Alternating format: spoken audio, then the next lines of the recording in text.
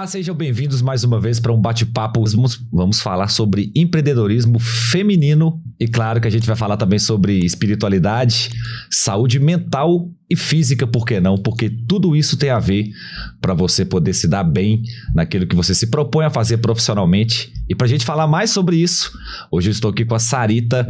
Tudo bem, Sarita? Tudo ótimo, Eric. Muito bom estar aqui. Vamos lá bater um papo sobre empreendedorismo feminino? Claro, que é a minha paixão. E todas essas dificuldades que a sociedade impõe, que o mercado também impõe e que é um desafio diário para você, imagina, né, Sarita? Com certeza. Para mim e para tantas mulheres que eu atendo e que chegam, de uma certa forma, machucadas com todas essas obrigações, né, para administrar. Beleza. Antes da gente começar sobre esse papo, vamos falar um pouquinho sobre a Sarita, pra gente entender um pouquinho mais como que você chegou até aqui para poder ensinar, abrir a visão e a mente dessas pessoas para poder seguir o melhor caminho profissional, né? Mas antes disso, você tem uma trajetória. Quem que é a Sarita? Nossa, é uma pergunta que a gente treme, né? É engraçado, porque tá falando da gente mesmo, né? Quem é?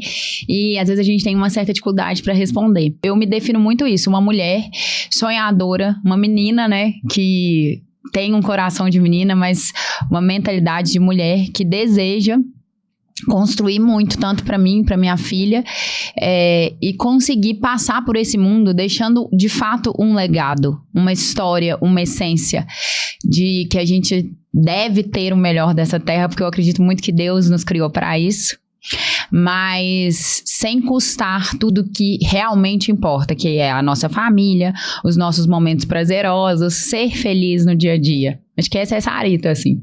Legal. E você falando isso, me veio na mente aqui uma ideia que a gente, quando a gente está na infância, né, começando uma vida, tendo muitos sonhos, a gente é cheio de sonhos, né? Eu quero ser isso, eu quero ser aquilo, isso aqui eu não quero mais, eu não quero para minha vida. E quando a gente chega na fase adulta, a gente vê que todo aquele alicerce que a gente tinha é essencial para a gente poder seguir de pé. Como você falou, que a gente cresce, eu quero voltar naquele momento lá de trás, às vezes uma coisa que a gente não tratava com tanto valor, era uma coisa simples, um almoço com família no domingo, por exemplo. Voltar essas coisas parece que é essencial para os nossos dias de hoje, né? A gente tem que voltar lá atrás, a gente não pode esquecer quem a gente foi, o que a gente passou, porque senão a gente não dá valor para quem que a gente é hoje e o lugar que a gente está hoje, né, Sarita? Perfeito, exatamente. Eu acho que isso é uma grande... Esse desejo de ter uma família e ter uma família estruturada é o desejo de muitas famílias atualmente, de muitas mulheres, pelo menos que eu atendo. E é engraçado porque logo no início da minha formação de coach, a minha primeira formação, eu lembro que o meu mentor falou assim: você naturalmente vai atrair as pessoas que têm as mesmas dores que um dia você já teve, mas que você curou. E aquilo ficou na minha mente. Falei, cara, será? É muito nova na época, né? Então, hoje eu entendo que toda dor é um processo para que você liberte outras pessoas daquelas dores. Naquela época eu não imaginava, eu não entendia tão bem isso por ser muito jovem. Mas aquilo ficou ecoando assim na minha mente. No passar dos anos, quando eu fui montar os meus escritórios, fui atender em clínica médica, de fato, né, são 12 anos atendendo, de fato, eu atraí as mulheres, e atraio até hoje, que passam pela dor que um dia eu já passei. E uma dessas dores que foi muito latente para mim por anos era o da família, o dos almoços aos domingos. Por exemplo, que eu acho que reflete muito bem a ausência da família ou a presença da família. Eu vim de um lar disfuncional, a gente chama hoje disfuncional, desestruturado, né? Meu pai, infelizmente, morreu alcoólatra, faleceu há muito pouco tempo, morreu alcoólatra, não conseguiu se libertar. Meu pai chegou a procurar mais de uma vez o Centro de Alcoólicos Anônimos. Minha mãe na época ajudou, meus pais ficaram 23 anos casados. Só que por eu ser a caçula, eu tive muito pouca presença paterna masculina dentro de casa.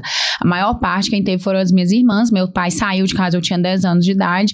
E a visão que eu tinha masculina era do meu pai, né? Era aquela visão de um homem que ao mesmo tempo que protegia, desprotegia, porque o problema do vício é exatamente isso, não tem uma continuidade dele ali, da pessoa. Meu pai sóbrio era um, meu pai bêbado era outro, mas a maior parte do tempo meu pai estava bêbado. Então essa ausência de segurança criou dentro de mim muitas questões boas e muitos traumas também. Boas porque me levaram para querer ter uma vida segura e me tornou a mulher que eu sou profissionalmente. Mas ruim porque eu me tornei uma mulher extremamente machucada, principalmente para relacionamentos. Porque como que você confia em homens se a sua figura masculina, que é o primeiro homem da mulher, é distorcida e é uma figura de não segurança? Porque o homem para a mulher é sinônimo de segurança. Sim. E a mulher para o homem é sinônimo de afeto. Sim. Então, a minha visão masculina, ela era, não é um homem que vai me dar segurança, sou eu mesma que vou me dar segurança. Então, eu entrei num patamar de independência muito grande, que por um lado foi bom, me fez conquistar muita coisa, mas por outro, eu não conseguia conquistar o que era o meu desejo primário, primordial, a família. Como que eu ia me entregar, ser vulnerável, colocar a minha alegria, a minha felicidade, a minha dependência num perfil que foi deturpado por mim na infância? Foi deturpado por mim, não, pelo meu pai na infância. Uhum. Como que eu ia conseguir me entregar para um homem, para ele ser a referência masculina da minha casa, dos meus filhos? Era incabível, mas eu não tinha essa consciência. Sim. Então eu segui sozinha, com relacionamentos, sempre namorei, sempre relacionamentos longos, saudáveis, um só que não foi saudável, mas nunca me entregando por completa. Eu percebi, eu fui perceber depois que eu era muito superficial nas minhas relações. Ainda que eu era muito carinhosa, muito presente, muito parceira, porque isso é uma coisa minha, né, de ser, sempre tinha um limite, assim, né, aí quando se aproximava daquilo que eu sempre sonhei, que era ter uma família, e olha que loucura isso, Eric, olha que loucura. Às vezes, os nossos maiores sonhos carregam com eles os nossos maiores traumas ou as nossas maiores dores. E por isso, nós nos sabotamos para não viver. Porque aí, no final, você fala assim, deu errado não por minha causa, deu errado por X, Y, Z. Mas, na verdade, deu errado por minha causa. Porque eu sabotei.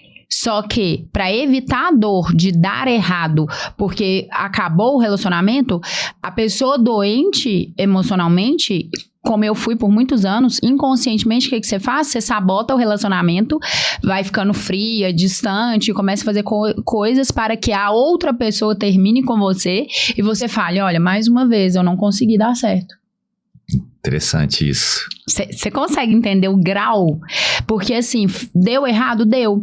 Mas é diferente de você de dar errado de outra forma. Você mesma chegar lá e terminar. Você não tem coragem, mas também você não tem coragem para levar aquele relacionamento adiante. Sim, você deixa de fazer algumas coisas pra causa acontecer. Exatamente. Pra eu ter um motivo. Eu preciso deixar de fazer isso pra lá na frente eu ter um motivo pra chegar no que eu quero. E sabe o que é mais louco ainda? Que aí você tá honrando a sua dor. Qual que é a dor que tá por trás dessa relação? O abandono. Porque toda filha de pai alcoólatra, toda filha de pais separados, toda mulher que um dia foi menina e que não teve a presença paterna masculina dentro de casa, ela tem a ferida do abandono e da rejeição. Sim. Então, para que você não seja abandonada, o que você faz? Você abandona. Interessante. Você não passa pra dor. Parece que é uma coisa que vem, assim, cultural, porque você teve isso dentro de casa. Exatamente. Se você repetir, né? Ter essa repetição do que você vivenciou, você nunca vai evoluir. Seria isso, né? Exatamente. Você tá honrando mesmo tudo que você viveu, honrando sua dor, mas tudo é inconsciente. E a pessoa que tá fazendo isso, como eu fiz várias vezes, você tá sofrendo. Parece que não, que você veste uma capa de, né, a mulher super heroína mesmo, a Mulher Maravilha, mas por dentro você tá dilacerada. Por quê? Porque mais uma vez você vai ter que lidar com a frustração de que você não conseguiu ter a família que você sempre sonhou. Mas como que você vai ter a família que você sempre sonhou se para você ter uma família você precisa de um homem ao seu lado e a sua figura masculina foi distorcida?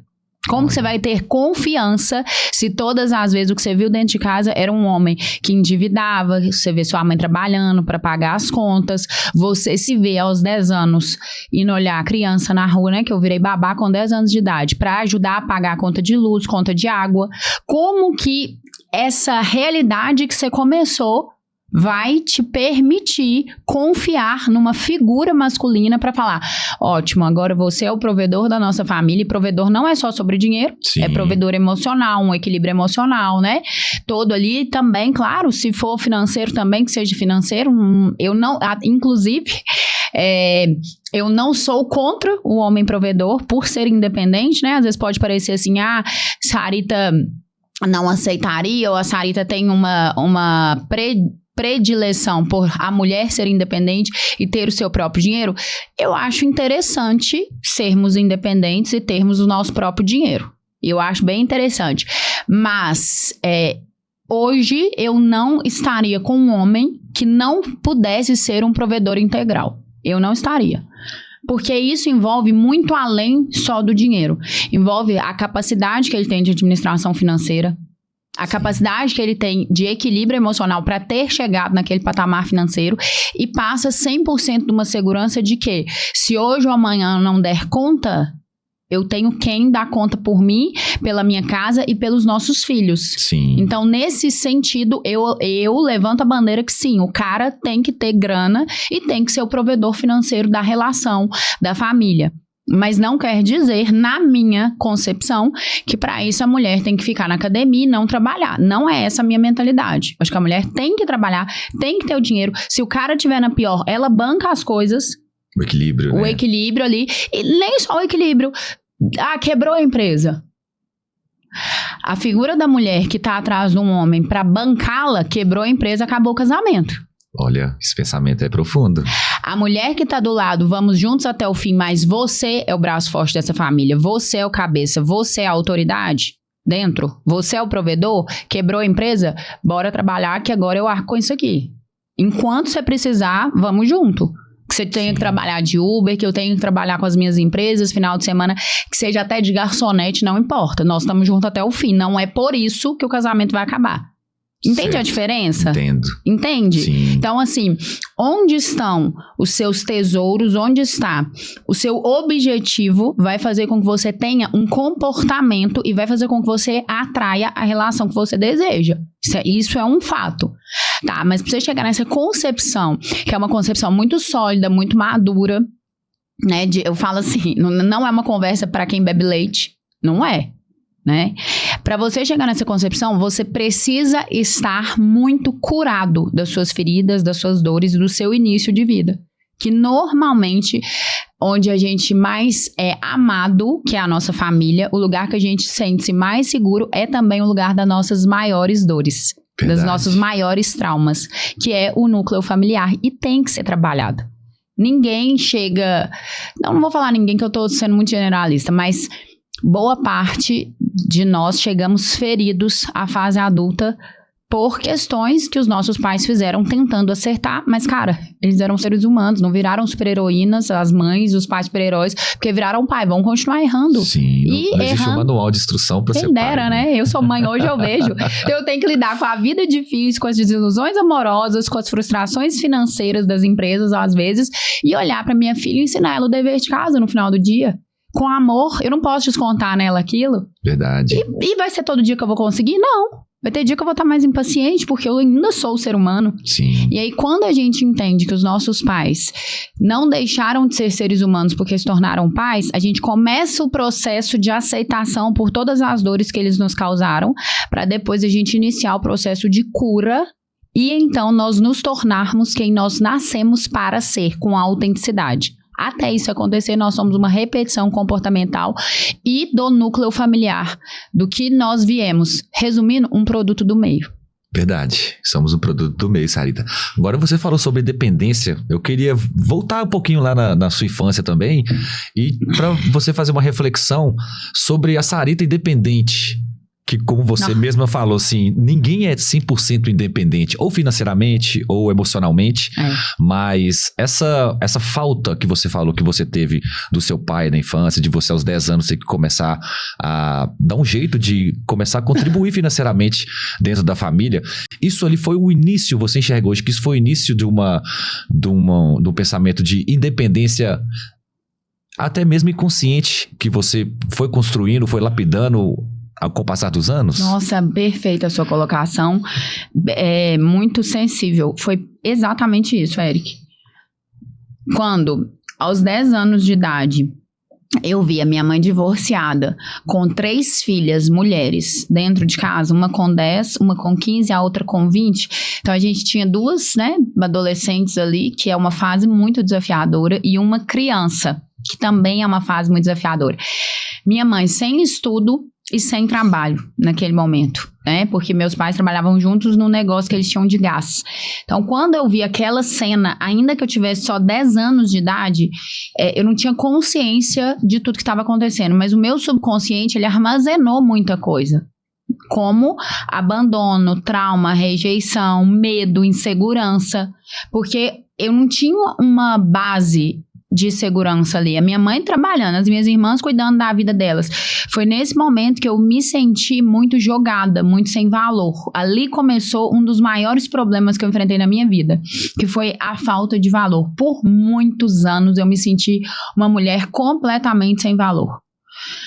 E eu tive outros agravantes que me fizeram reafirmar a ausência do meu valor, né? O primeiro foi a saída do meu pai de casa Não, primeiro nem foi sair do meu pai de casa. Primeiro foi ter um pai alcoólatra. Isso é uma coisa emocional muito forte. Só quem tem sabe.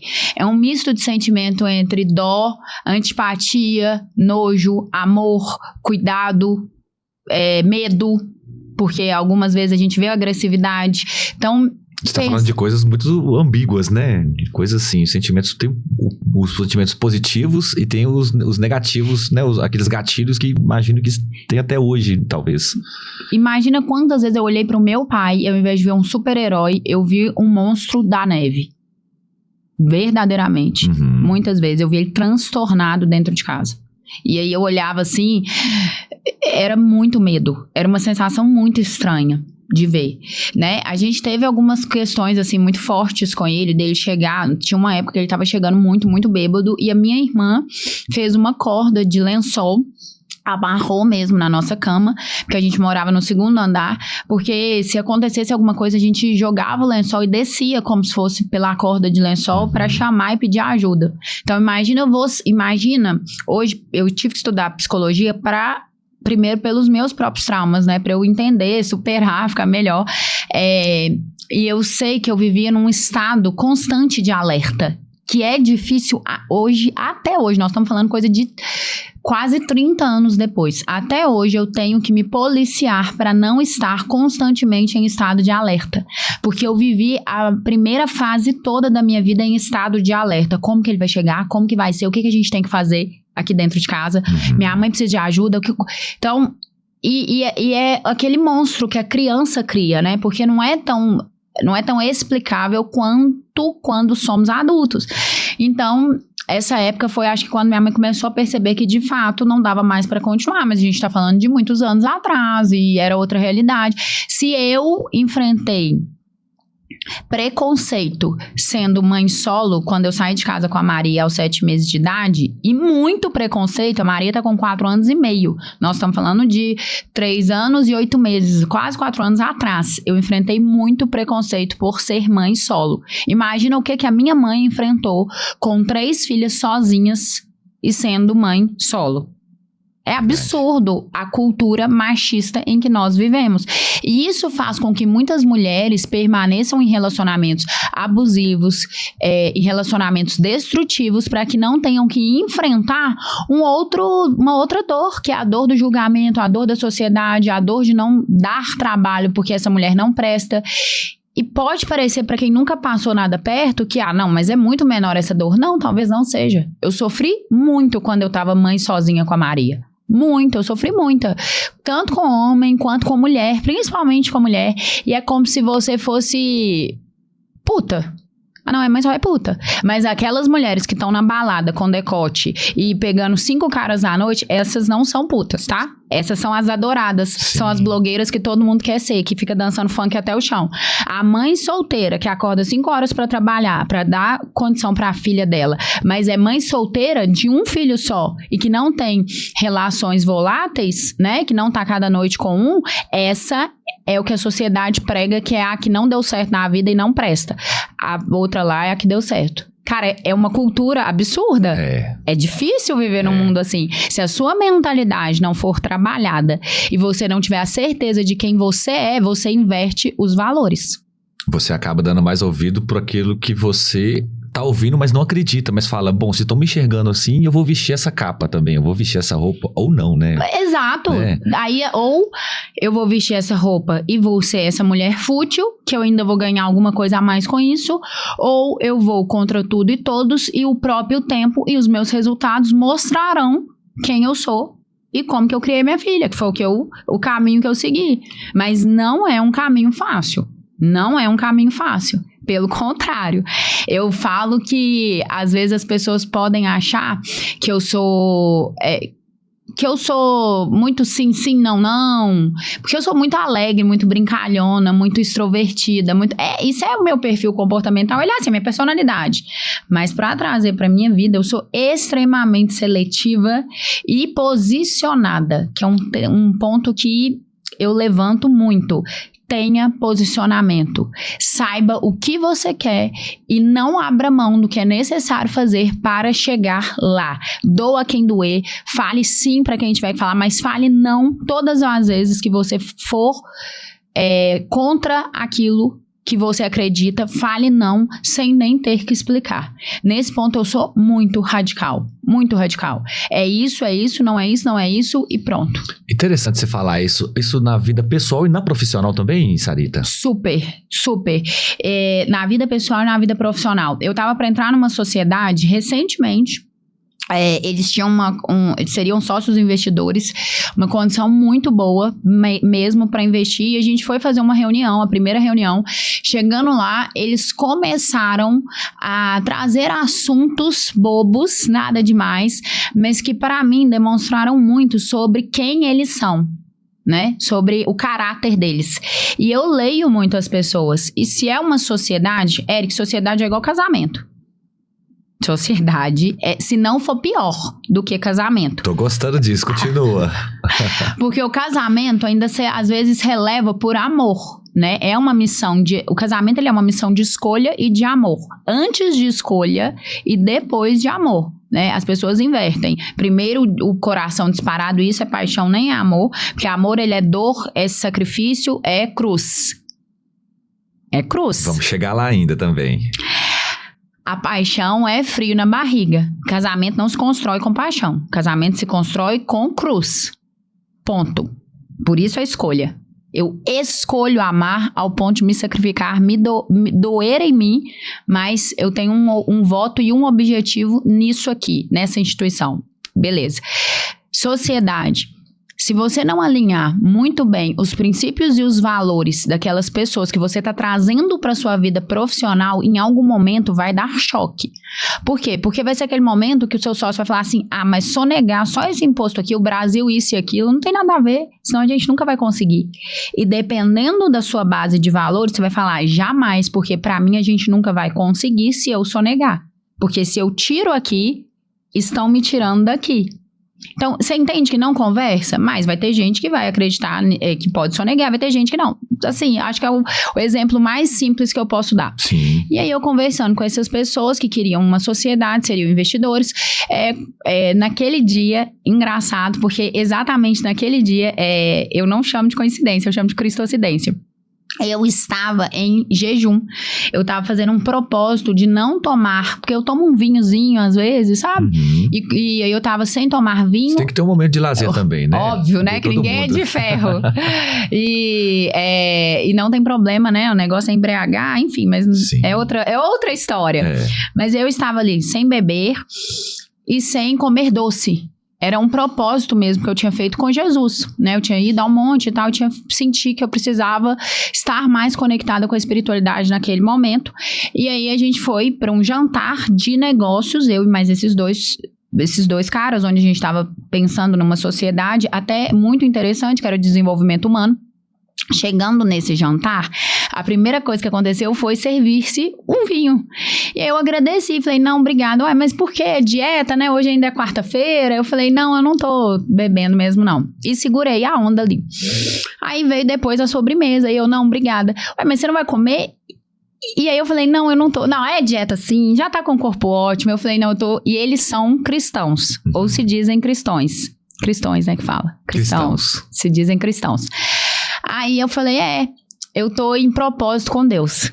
Porque eu imaginei que a gente tava falando a mesma língua. Correto? Sim. Tá bom, e eu não falei antes pra não aparecer, não era interesse ali. Eu só tava cumprindo uma coisa que pra mim é importante. Foi o motivo para a gente parar de falar de negócios. A gente foi por business, para eles entrarem nessa pauta e me convencer de que Deus não queria o meu sacrifício e que eu estava errada. Então, naquele momento, o Espírito Santo falou, essa sociedade não é para você, fique em paz, eu tenho coisas maiores. Mas existe um propósito para você estar aqui. Eles vão se lembrar desse dia lá na frente. Só fique em paz. E ali eu fiquei calada. Eles falaram. Eu não achei necessário, porque eu não estava ali. Não era o momento de eu levantar uma bandeira. Era o meu momento, eu estava tranquila. E eles quiseram me mostrar que não era o caminho. E aí eu questionei, e qual é o caminho então? Se na Bíblia a gente entende o que isso significa. Eu não tô trocando, eu não tô pedindo Deus nada. Eu tô fazendo um sacrifício para estar mais em espírito e matar mais a minha carne. Eu preciso receber mais orientações do céu. E quando você tá em jejum e oração, se até Jesus, antes dos milagres, ele orava. E depois dos milagres, ele orava agradecendo. Se até Jesus fez isso, qual que era a diferença, assim, minha, né? Se ele nos ensinou. Se Jesus fazia o jejum, e Jesus veio para que nós aprendêssemos o caminho a partir dele, por isso ele veio como humano, eu realmente, nesse momento, eu não entendi mais qual era a Bíblia deles, porque a gente não estava na mesma Bíblia. Interessante. Aí quando eu vi que eles distorciam o que a Bíblia falava, porque era impossível distorcer o que Jesus fez sobre jejum e oração, eu entendi que se eles distorciam o que estava na Bíblia e sobre Jesus e usavam um Jesus que favoreciam o lifestyle deles, Sim. Eu falei, obrigada, essa sociedade não é para mim. Entendi. Porque se faziam isso com Jesus, o que eles fariam com um sócio? Certo. Onde que estava o caráter e os princípios? Se poderia ser usado para manipular e se vender bem nas redes sociais, para eles, o que não poderia ser feito com a nossa sociedade? Então, a sociedade ela tem que estar baseada nos princípios. Muito nos princípios de quem você é e o que você segue. Pra mim ali era a mesma coisa assim, só faltava dali um pouquinho eles falaram assim, não, mas você pode ter mais de uma esposa. Porque no Velho Testamento tinha, mas calma, cara, era outra realidade. Então, só pra você entender como que é perigoso, como que é perigoso a heresia. E se a gente não tiver atento, fundamentado, e aí eu volto naquilo que eu falei, sabendo quem nós somos, honrando os nossos valores e princípios, a gente se perde em várias seduções que vão ser apresentadas ao longo da nossa vida. Quem não queria um sócio investidor? Me conta. Eu queria. Mas eu não quero nenhum sócio investidor se o meu primeiro sócio não for Jesus. E Jesus não estaria ali. Ele poderia até me permitir, que é o livre-arbítrio. Mas dali eu seguiria sozinha. E ali eu já não quero mais. Minha sociedade é, Jesus, você é o meu primeiro sócio. Você acha que a gente faz a sociedade com o Eric? Ele tá me apresentando, e aí, vale a pena? Jejum, oração...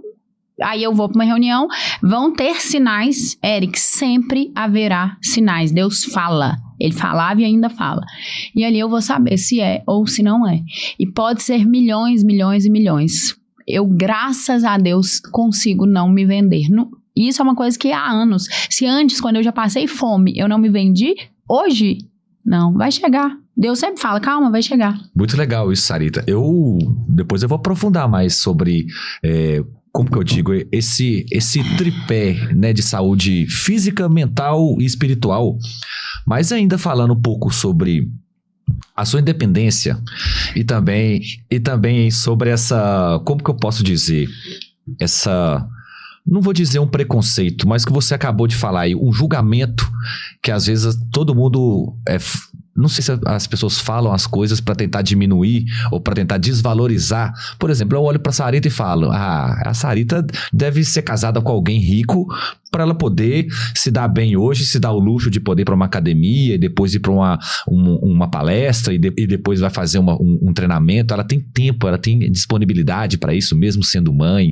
Eu nunca vou ter a vida que ela tem para ter as coisas que ela tem. Ela vive numa outra realidade. Você já passou por situação de ouvir isso, de chegar isso pra você e falar assim... Inúmeras vezes. Eric, a minha beleza sempre abriu portas, mas também sempre atraiu olhares invejosos e maldosos. Você está nessa posição não é pela sua competência, é porque você é bonita. Porque eu sou bonita, atraí um cara rico e sou bancada. Quando eu saí de casa aos 21 anos e fui morar de favor, sem uma casa, e depois consegui o meu apartamento com muita luta, com muito sacrifício, tinham certeza absoluta que existia alguém me bancando. Que não era porque eu trabalhava 12, 14 horas por dia. Eles sempre vão tentar te diminuir e te menosprezar e fazer você caber nos pensamentos maldosos e pequenos deles. Nunca vai ser pela sua capacidade. Por isso que a gente tem que ter muita certeza de quem nós somos em Cristo e quem nós somos na vida. É onde eu falo sobre autoconhecimento, espiritualidade, família, nos meus métodos. Porque só isso para te dar força o suficiente para seguir sendo quem você foi chamada para ser e não quem esperam que você seja. Falando em independência, eu cresci com a frase: mulher não pode depender de homem. Mulher não pode depender de homem. Foi um mantra que a minha mãe instalou no meu drive. Porque a minha mãe é ruim? Não. Porque a minha mãe veio de muita dor com o meu pai pela dependência que ela teve. A minha mãe casou aos 15 anos de idade. Pensa que loucura. Aos 18 ela já tinha o primeiro filho. Logo, quando ela divorciou, ela foi viver a adolescência dela. Sim. Então... por todos esses problemas, vendo a minha mãe, ouvindo isso, o que eu internalizei? Eu nunca vou depender de homem, nem emocionalmente, nem financeiramente, nem psicologicamente, de forma nenhuma. Eric, isso foi um trauma tão grande na minha mente e foi uma âncora, uma crença tão enraizada que foi instalada inconscientemente pela minha mãe, coitada que ela nem sabia disso, mas hoje foi resolvida, foi tão forte que eu cheguei a não querer ter filhos para não depender, para não ter um vínculo eterno com o homem. Para não ter um vínculo eterno com o homem. Olha o quanto isso foi traumático para mim. Eu cheguei a imaginar numa gravidez independente. Ainda bem que Jesus me encontrou e me salvou, me direcionou, porque senão eu teria distorcido muito do que é o projeto família. E não por mal, mas por dor. Sim. E aí, essa visão de mulher precisa ser independente me levou muito longe. Foi maravilhoso. Aos 21 anos eu já morava sozinha. Aos 26 eu era líder. Aos 23 eu era líder, né? Aos 24 eu já trabalhava numa multinacional na área de controladoria e finanças, reportava para 3 países diferentes. Foi ótimo por um lado. Mas e quais foram os saldos disso? Burnout, estresse, labirintite emocional. Só desmaios que foram apagões eu tive 4 vezes. Olha. 4 vezes. Eu fui parar em hospital como motorista da empresa porque eu não conseguia dirigir o meu carro. De tanta pressão. E nem era pressão da empresa. Era também, mas a pressão maior era interna, de que eu precisava ser alguém para anestesiar a dor constante que eu tinha da falta de valor causada pela separação dos meus pais e pelo abuso que eu vivi a maior parte da minha infância e pré-adolescência. Eu consegui enxergar que eu teria um valor se eu fosse alguém profissionalmente, porque eu tinha status, eu tinha dinheiro, eu tinha resultado e eu era respeitada na empresa que eu estava. Então, para eu conseguir esse resultado aos 24 anos de idade, eu precisei pagar um preço muito alto. Então, eu me anulei a minha vida pessoal, fui completamente workaholic e o saldo disso foi muito grande. Cheguei longe financeiramente, profissionalmente, sim, mas a que custo? Será que valeu a pena? E outra questão muito relevante e importante nisso tudo. Aquela dor da falta de valor, do não ter um significado, de não ser boa o suficiente, ela permanecia muito latente. Só que ela era mascarada e tampada pela vida profissional que eu conseguia ter. Entende? Sim. Ela era anestesiada, ela Sim. não era curada. Você fala isso, assim, era um sentimento de cobrança interna sua, mas também como você enxergava que as pessoas estavam trabalhando, morrendo de trabalhar. Se eu não fizer isso, eu também não vou chegar lá. Eu preciso ser igual. Se eles estão fazendo isso, eu preciso de ser isso também. As duas coisas, perfeita colocação. Era uma cobrança interna muito grande. Eu era extremamente perfeccionista porque eu não poderia errar. A minha família já errou tanto com o início de vida, que não cabia. Eu carregava um peso que não era meu, um saldo que não era meu. Eu não tenho tempo para errar. Eu preciso dar certo. A única coisa que eu vou ter é meu nome, que é o nome da minha mãe, do meu pai, eu não tenho mais, né? Ele não tem como. Então, eu preciso fazer dar certo. E como eu fui abusada, o abuso, ele te dá a sensação muito grande de ser errada. Eu só vim entender isso na terapia, que foram 10 anos de terapia, né? Forte, fora o coaching, tudo que eu fui fazendo, imersões para melhorar. Então, assim, a maior questão, por que a vítima do abuso fica em silêncio? Não sei se vocês sabem, mas fica anos e anos para a pessoa conseguir contar um dia que ela já foi abusada. E tem gente que morre sem contar. Sim. Até porque acha que aquilo ali a avó fez, a mãe passou por isso, a irmã passa por isso. Então, assim, pra que eu vou... A vida é assim, né? Tem muita gente Primeira que vive coisa assim. É vergonha. Você tem uma sensação de vergonha absurda. O abuso te dá uma sensação de vergonha muito grande. A insegurança do outro dia também, porque você vai na delegacia, no outro dia ele tá em casa com você. Exatamente. O medo, né? Tem muitas questões que a pessoa tem medo. O julgamento, o que as pessoas vão achar? Será que elas vão acreditar em mim? A parte psicológica do abusador, né? O jogo psicológico que ele te faz, tanto de ameaças ou de manipulação, para que você entenda que aquilo não é errado, que aquilo não está acontecendo. Imagina isso na cabeça de uma criança. E uma das grandes causas, né, do abuso é porque são pessoas próximas e aquela criança confia na pessoa, que foi o meu caso. Logo na ausência do meu pai, essa pessoa entrou pra dentro de casa, veio como uma figura masculina boazinha, que eu podia confiar, que estava querendo me ajudar, cuidar de mim, e até vir ao fato do abuso em si, né? E não começa do dia pra noite. É um fato que ele vai alimentando ali no psicológico, te manipulando para que aconteça. Mas quando acontece também, você não pode contar pra ninguém. Senão a vida vai acabar, ninguém vai acreditar. E existe uma manipulação absurda. Então, quando eu vim também dessa questão do abuso, eu me sentia muito suja, eu me sentia muito mal. Tanto que eu tinha que me machucar fisicamente para extrair um pouco da dor e do nojo que eu sentia pelo abuso. Isso foi crescendo dentro de mim e foi fortalecendo aquilo que já havia sido instalado a partir da ausência masculina do meu pai, que era o abandono, a rejeição, a falta de valor e de amor, como se eu não tivesse valor. Então, quando você vê todo esse quadro, o que eu enxerguei o meu trabalho como meu bote salva-vidas. É aqui que eu vou mostrar para o mundo que eu sou alguém e que eu tenho valor e que as pessoas não podem me tratar como tantas pessoas me trataram. Sarita, isso é muito profundo, assim, e dentro de tudo que você falou muito do erro, né? E, assim, o erro, parece que a gente ou erram com a gente hoje, ou eu erro hoje, mas daqui a uns anos eu vou entender isso. Ou eu vou perceber que houve um erro ali. Por que eu quero falar sobre isso? Porque você falou sobre a sua infância, a dificuldade que foi, a referência paterna, a referência de homem que você tinha dentro de casa. Então, assim, você teria motivos para poder virar e falar assim, não, eu sei o que eu quero pra minha vida em questão de relacionamento. E você falou que teve um relacionamento que não foi tão bom assim. Eu queria saber, assim, mesmo... Não existe um manual de instrução, uma caixinha que eu vou te falar e falar assim, ó, é assim que se faz.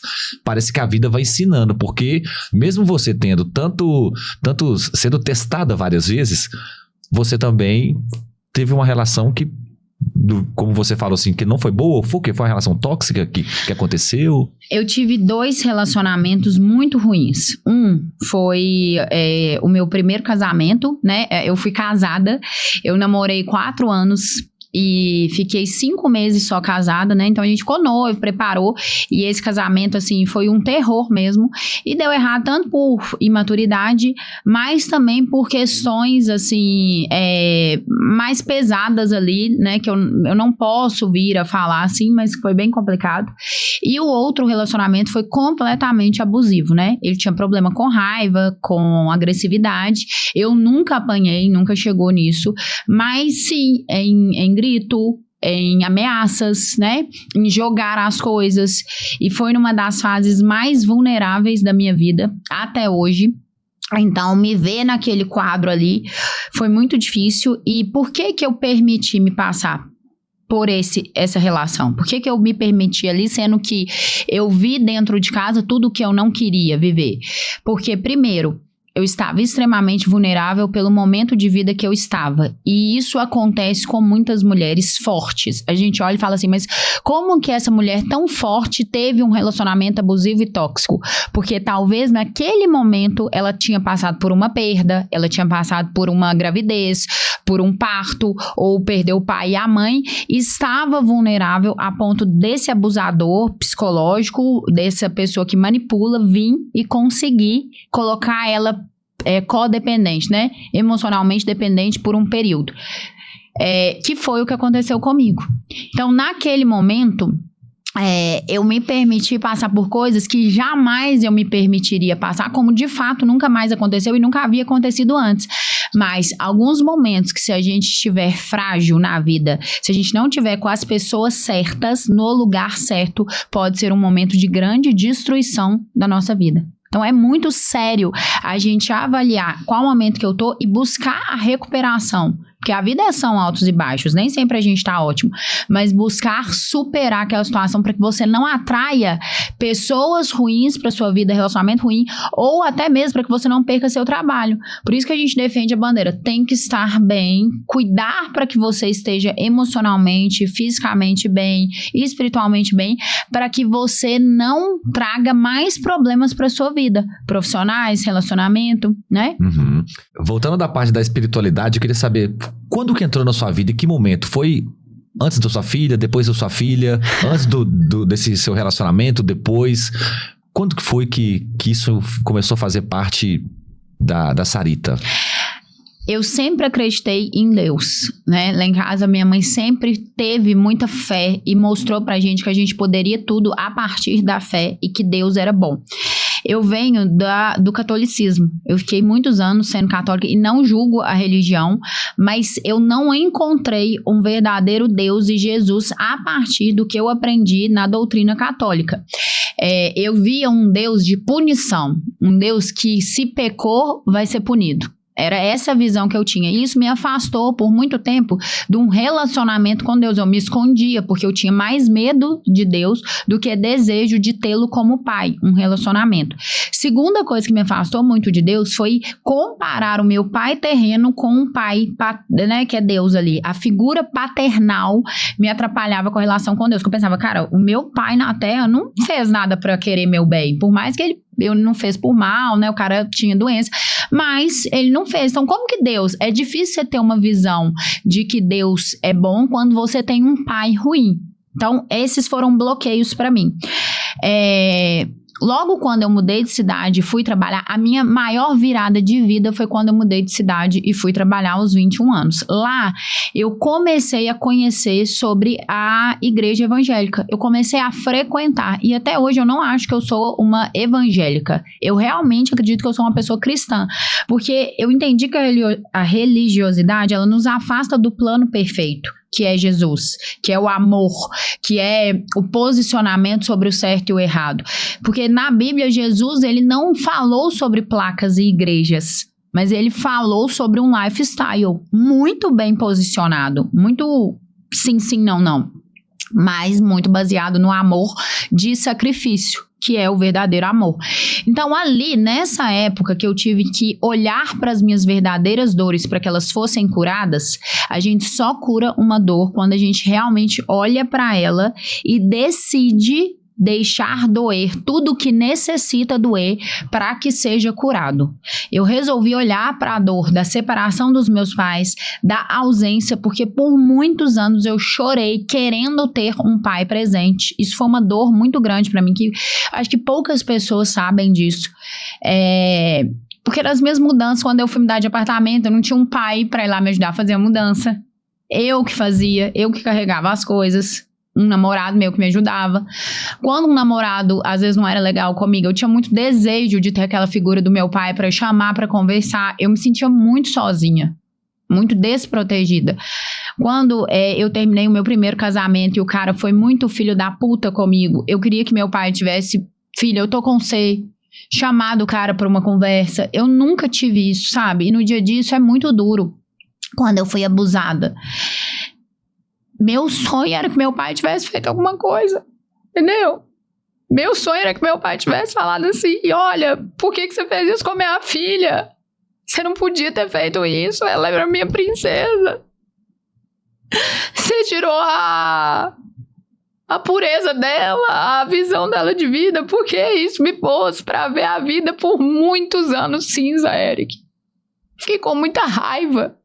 Eu tive um período de muita raiva das pessoas, de Deus, da minha família. Porque se alguém tivesse me enxergando na separação dos meus pais, se eles estivessem preocupados, meu pai não tivesse preocupado só em beber e ir pra farra, minha mãe não tivesse preocupada em viver a adolescência dela, eles teriam visto o abuso, eles teriam visto meu comportamento diferente. Mas minhas irmãs estavam adolescentes e eu fiquei lá num limbo, olhando menino, cuidando, trabalhando e aquilo acontecendo. Então eu tive muita raiva, eu fui muito revoltada por muito tempo, internamente. Isso me adoecia. E assim, foi aí que eu entendi que eu precisava curar e foi Deus que me trouxe isso. Deus, um coach foi o meu barco salva-vidas. Eu enfiei de cabeça no coach. Minha primeira vez que eu passei por um processo de coach, que eu entendi que o abuso desenvolveu em mim uma síndrome que chama noiva em fuga. Por isso que eu fugia de todos os meus relacionamentos amorosos. Pensa, meu maior sonho era ter uma família. E eu não conseguia porque só de eu imaginar o vínculo, eu terminava. É muito doído, é muito doído. E aí, quando eu pisei a primeira vez numa igreja, em Pedro Leopoldo, e vi Deus ali, ele... É como se eu tivesse sentido assim, Deus não é tão ruim igual eu imaginei. Ele não me puniu com o abuso, ele não me puniu com a minha família, ele não me puniu com o meu casamento destruído. Existe alguma coisa, e aí eu me senti amada pela primeira vez. Eu nunca tinha me sentido amada, por mais que a minha mãe é uma pessoa maravilhosa e tentou, mas eu me sentia muito rejeitada. Muito não vista. E aí ali eu senti o amor de Deus e comecei a enxergar Deus mais como uma outra figura, sabe? Não paternal. E eu comecei a entender o que era relacionamento com Deus e que ele não era um Deus e que se eu pecasse hoje, amanhã eu não era aceita. Eu cresci muito com isso, do erro, do medo. Não, que se eu pecasse hoje, ele estava comigo me ajudando a melhorar. E aí, eu nunca mais consegui largar esse amor. Eu nunca mais consegui deixar de viver por esse amor, de falar desse amor, de acordar conversando com esse amor, de entregar minha vida para esse amor, sabe? E eu erro, mas aí eu sei que ele tá ali torcendo para que eu acerte amanhã, para que a gente continue a caminhada ajudando mais pessoas. E isso foi Deus na minha vida. E em todos os momentos mais difíceis, eu troquei a raiva que eu tinha de todas as pessoas e até mesmo de Deus por agora eu entendo que essa dor que eu vivi vai curar outras pessoas. Porque o tanto de mulher abusada que eu atendi e que quando elas me falavam, elas sentiam acolhidas e eu falava, tecnicamente eu sei, eu estudei, eu fiz neurociência, psicologia comportamental, positiva, coaching, fiz 1000 cursos, né? Mas além disso, eu sei o que você está sentindo. Uhum. Eu sei o peso da acusação das pessoas, porque as pessoas nem sempre acreditam. Nem sempre as pessoas acreditam no que você viveu. Tem gente que ainda vai acreditar que você teve culpa. Não importa se você tinha 10 anos, tem gente que ainda acredita e julga. Entende? Essa é a sociedade que a gente vive. É o machismo. E aí eu atendo aquela mulher e eu consigo ajudar. E eu atendo a mulher divorciada e eu consigo. Eu entendo a dor. E eu atendo a mulher que tem a adulta que... Os pais também foram divorciados na infância e eu consigo. Aí eu vejo que vale muito a pena tudo que eu vivi. Por tantas vidas libertas. Não foi isso que Jesus ensinou? Ele precisava passar pela cruz? Não precisava. Mas a cruz era a redenção e a absolvição dos nossos pecados. As minhas dores, as dores que você passa, é justamente o projeto para a salvação de outras pessoas, porque isso humaniza a gente. Se eu dei conta de superar, eu sei um caminho agora. E é esse caminho que eu vou ajudar essa pessoa a passar também. E é para isso. Então não é porque Deus é ruim e permite que a gente viva uma vida ruim. Ele não quer. Mas a maldade existe no mundo. A maldade existe. E para a gente conseguir viver nesse mundo, a gente vai precisar, às vezes, superar aqueles obstáculos e ensinar, ter amor pelas pessoas para que elas também superem as suas dores. Agora, trazendo isso para o empreendedorismo, Sarita, tem como ser bem-sucedido profissionalmente sem passar por dor? Eu não acredito. Eu não acredito que tem como a gente ser bem-sucedido sem passar por dor. É realmente sem dor, sem ganho. A melhor escola é o erro. A melhor escola é o erro. Porque na hora que você erra, você aprende tanto o que você não deveria fazer, como não repetir, e você vai ficando forte, vai criando camadas em você, para você superar mais rápido e você conseguir passar pelas coisas mais rápido. Então, por exemplo, o seu negócio, você investiu já várias vezes na mesma situação e você não está tendo resultado. No primeiro momento, quando você investe pesado e não tem resultado, aí você fica deprimido, aquela chateado, frustrado. Aí você fala, será que esse negócio é mesmo pra mim? E se você largar e recomeçar um outro negócio, você vai entrar no mesmo ciclo. Porque esse ciclo de investir errado, para te testar, para você achar o caminho certo, ele vai acontecer. É impossível, ele sempre vai acontecer. Se você fica trocando de negócio, isso nunca vai parar de acontecer, você não sai dessa fase. Agora, você investe errado, aí você passa por aquilo e fala, não importa, eu vou investir, vou fazer dar certo, e vai cabeça dura. Dessa forma que eu não faço mais que eu aprendi, vou fazer dessa, e vai fazendo, você vai mudando a sua mentalidade e o seu comportamento. Cada vez que você cai, você levanta mais rápido e mais forte, Isso é o caminho do sucesso para o seu negócio. É fazer com que as coisas que estão dando errado ao seu redor não te... como é que fala? Fazer com que as coisas que estão dando errado ao seu redor não te impactem mais. Você fica tão forte que deu errado, beleza, só deu errado, isso aqui vai dar certo, amanhã dá certo e pronto. E você continua. Você para de olhar para os problemas, pro que tá dando errado e foca só na solução. Não, então deixa eu achar. E foca só no próximo passo. Aí você achou a receita do sucesso. Porque não vai parar de dar errado. Não vai parar de dar errado. Mas você vai mudar o tempo que você demora para se recuperar daquilo que deu errado. E esse é o game. O tempo que você demora para se recuperar do que deu errado. Você pode demorar dias, semanas, ou você pode demorar minutos. A escolha é sua e depende do quanto você foi treinado para aquilo a partir das dores que você foi passando no seu negócio. E quando você chega nesse patamar, não acabou. É um aprendizado constante, imagino, né? Aprendizado constante. É isso aí, todos os dias até que você chegue. E você leva pra vida. O seu negócio te leva pra sua vida pessoal, pra você começar a também não parar diante dos problemas e se recuperar cada vez mais rápido. E essa vida que você tem, pessoal, se recuperando cada vez mais rápido dos problemas, é levada pra vida profissional também e vice-versa. Por quê? Porque nós somos seres integrais. Agora, para terminar, Sarita, como que você, assim, contaria para mim essa divisão do tempo? Porque não tem como. Todo mundo pensa que se eu quero dar bem no meu empreendimento, eu vou focar 24 horas por dia nele. Mas e minha família? Eu preciso de tempo para família. Não posso dar atenção para família agora, eu vou dar depois porque eu preciso focar no meu negócio. É por aí ou não? Tudo que você foca cresce, ponto. Se você foca no problema, o problema cresce. Se você foca na solução, a solução se expande também. Então, Sarita, quer dizer que se eu focar freneticamente no meu negócio, ele vai crescer? Não. Por quê? Porque quem faz o seu negócio acontecer é você. Você é um ser humano. Um ser humano, ele é dotado de sentimentos e emoções. O ser humano, ele foi criado para quê? para se relacionar.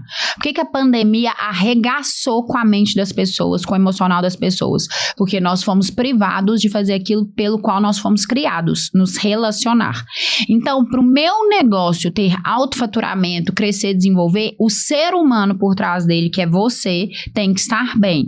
Como que você fica bem? Mantendo um equilíbrio da roda da vida. O que é a roda da vida? Saúde mental, saúde física e espiritual. Nós somos corpo, mente e espírito. Então, é literalmente ter uma rotina inabalável. Uma rotina à prova de balas. O que é uma rotina inabalável? Ter boa qualidade de sono, uma boa alimentação, porque você é o que você come. A sua saúde, a sua performance, a sua energia está diretamente ligado à sua qualidade de sono e à sua alimentação. Praticar atividade física para que naturalmente você tenha os hormônios serotonina, dopamina, endorfina, né? Desenvolver isso por vias naturais, para que quando você chegar no seu trabalho, você seja uma máquina de fazer no menor tempo possível. Por que você vai fazer no menor tempo possível? Porque tá tudo organizado. Você tá dando o melhor combustível para essa máquina. E falando em sentimentos e emoções, que é o que nós fomos, o que é o ser humano, dotado de sentimentos e emoções, é o que a gente é. Como que eu alimento meus sentimentos e as minhas emoções para ser mais produtivo, mais criativo, ter mais alta performance no meu trabalho? Tendo alegria, amor, felicidade no meu dia a dia, com a minha família. Então, almoçar com os filhos, com a esposa, ter um relacionamento saudável, ele está diretamente ligado a isso. Ter um tempo para fazer algo que eu gosto, que seja uma série, ler um livro, jogar um beach tênis, eu sei lá o que você gosta, mas você tem que saber e tem que fazer para manter a sua mente boa, para você estar bem lá. Conversar com Deus. Eric, eu faço um desafio. Acorda, não pega no celular, respira fundo e foca a sua mentalidade no quanto seu dia vai ser bom e conversa com Deus ali 30 segundos. Senhor, eu te entrego o meu dia, obrigada por estar vivo, por mais um dia, por tudo que eu vou conquistar hoje. Abençoa, me proteja por onde quer que eu vá. E vai seguir sua vida. Vai alimentar bem, vai trabalhar. Na hora que você voltar para o trabalho, mesma coisa. Deus, obrigada, que dia bom. Você vai estar praticando a gratidão sem nem perceber. Você vai estar trazendo contentamento para você. Você vai estar fazendo uma autorreflexão. Você vai estar dando ordem aos seus pensamentos. Paz de espírito só em conversar 30 segundos com Deus. Você já está mantendo a sua rotina, corpo, mente e espírito. Essa pessoa, quando ela chega no ambiente profissional, não tem como ela não ser produtiva. O reflexo disso é um negócio que vai dar certo, porque quem faz o negócio dar certo é você e você está pronto para fazer dar certo. Você está equilibrado. Bacana isso. Sarita, para terminar, assim, as coisas que você falou me fez uma reflexão, assim, por exemplo, eu quero viajar para o Rio de Janeiro. Só que eu tô pensando só no Eric no Rio de Janeiro. Mas eu tenho um caminho para chegar no Rio de Janeiro. O que você quis dizer é, curta esse caminho também, que a coisa vai ser mais leve. É meio por aí? Completamente. Não existe o chegar lá. Quando a gente chega lá, você já percebeu que muitas vezes não tem mais graça? Eu quero muito comprar um carro novo. Na hora que você compra, Eric, se tiver graça, a primeira semana é muito com ele. Depois você acostuma com o carro novo, você já quer trocar de carro. Um exemplo. Como que eu vou estar contente, feliz a maior parte do tempo? Porque o tempo todo não tem como, mas a maior parte do tempo. Entendendo que é o caminho que importa. Porque quando eu chegar lá, o lá não é mais, hoje eu vou querer outra coisa. Mas o percorrer o caminho é que tem que ter o desfrute. É olhar para o lado, é o curtir o que você está fazendo, é olhar a cor do dia, é aproveitar as pessoas que estão do seu lado, é lembrar que onde você está hoje, você sonhou muito um dia estar. A gente esquece disso. Que hoje, que você já não está mais satisfeito de estar, um dia esteve nas suas orações, um dia foi o seu maior sonho, o seu maior desejo, viver a vida que você está vivendo hoje. Só que você acostumou com ela.